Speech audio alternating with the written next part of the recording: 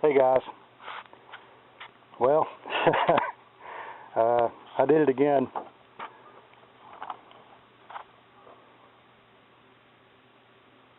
ADD kicked in. It really was raging this time. Got me a 10 by 24 Southbend lathe with a stand. Local auction company was having an auction today. It's Thursday. So I went down there and made myself the proud owner of this. It came complete with all the stuff, and they even threw in an extra 4-jaw chuck. I've been wanting one for a while. I'd looked at getting one of the ones from eBay, one of the Chinese deals. I paid less for this than I would have for like a 9 or something like that, or 9 by 20. You can't beat this. I mean, it's complete, all the handles, everything. The ways look good. Need some cleanup and some oiling. Came with a cabinet that it's mounted to. I'm tremendously happy. The only problem is now I've got to get it in the garage. So I'm going to have to do some cleanup in there. I've got an engine hoist that I think I can pick it up with and put it in there. While I was there, I also picked up a couple items for work. A pallet jack, which we've sorely been needing for a really good price.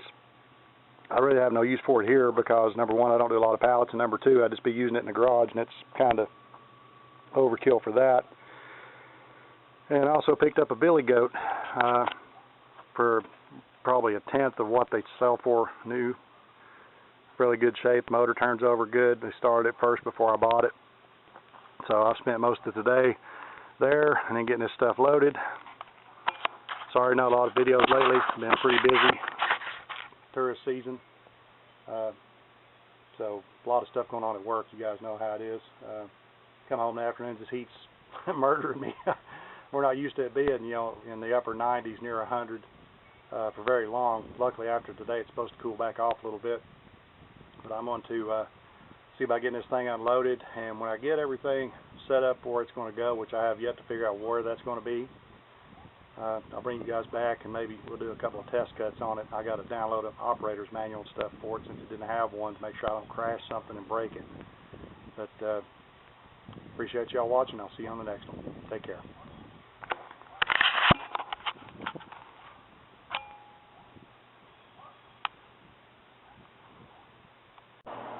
Okay, here's the plan. Hopefully it doesn't go south on me and land this thing on its side or me in the hospital. I've got the pallet jack, which actually came in pretty darn handy. I've got everything leveled up, and the pallet jack's rear wheels now are down on the concrete, and I've got them hooked up with some blocking underneath the lathe table, and I've moved it back to here at this point with the pallet jack. So what I'm hoping to do is to go ahead and start sliding it back enough to where I can get these front feet down on the concrete. Then I can push the pallet jack back up underneath it at the end and get another bite, and hopefully slide it out far enough then onto the pallet jack to where it will clear the trailer.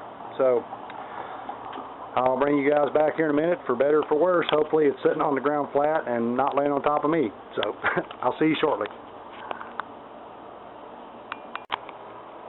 Okay, after much wrestling, maneuvering that thing, blocking, more blocking,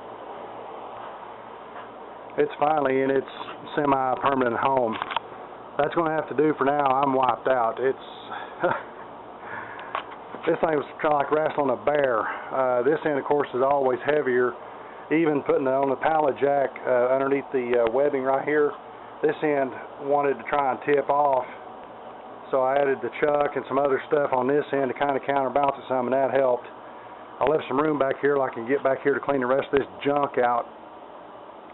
I'm officially maxed out on stuff in here. There's nothing else can come in here. Some of this stuff's got to go bye-bye. Now the fun part, I got to go unhook the trailer and try and lift this beast up into the back of the truck. I'll probably back it down here so that way I don't have to lift it up so far. Let's try and get it in. But man, you talk about fun. That was, oh man. Of course, it doesn't help. It's like 97 degrees right now, so I think I picked a cooler day to unload this thing. Man, it was fun. But anyway, I got it unloaded. No fatalities. I still got all my digits. Didn't drop it, which was the good thing. I'll try and get it hooked up here in the next day or so. I got to clean the ways and everything else off. Check the oil levels. So I got to, like I said, download a user's manual. Check the oil levels on everything. Clean it all up. Grease it real good. But yeah, that was awesome.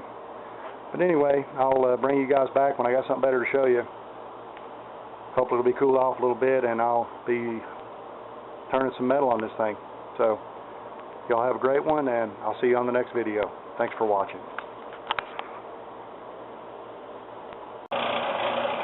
Well, she's a runner. Had to replace the motor on it. The relay on there was bad. Luckily I had another motor that was similar in size. I had to do a little fabricating on the bracket. I've not got the gear train running for the lead screw or anything. Here's the motor I put on it. Got the belt running pretty true. And I made a part of a cut here a second ago, so kind of a little bit of oil on here. I'll try and do this one-handed,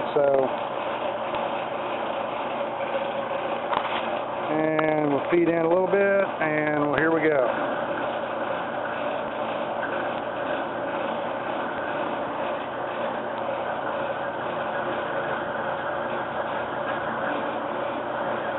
This was a used tool that I had that I found in the drawer of the cabinet that goes with it. I've got some better tooling ordered. Not a real big fan of these lantern type tool posts. I'm going to get a quick change as soon as I get a little more money saved up. This kind of tapped my tool fund. But she's cutting pretty good. Of course, I've got it on relatively low speed and I'm just hand feeding it, so.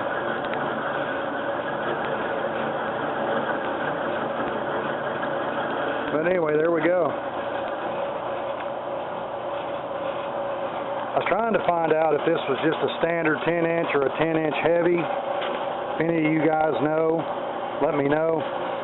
This does have the two-piece bearing caps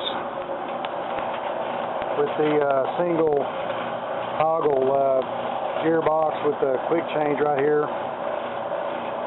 It also came with a micrometer stop on it, the taper gauge, which is pretty cool. And here's the serial number. It's 1154RKR8. So, if any of y'all know which 8-inch Southbend this is, it's a 8x24. I measured it between the centers. Just let me know. So, I'm going to shut the video off and play with this thing a little bit more. Thanks for watching. See you on the next one.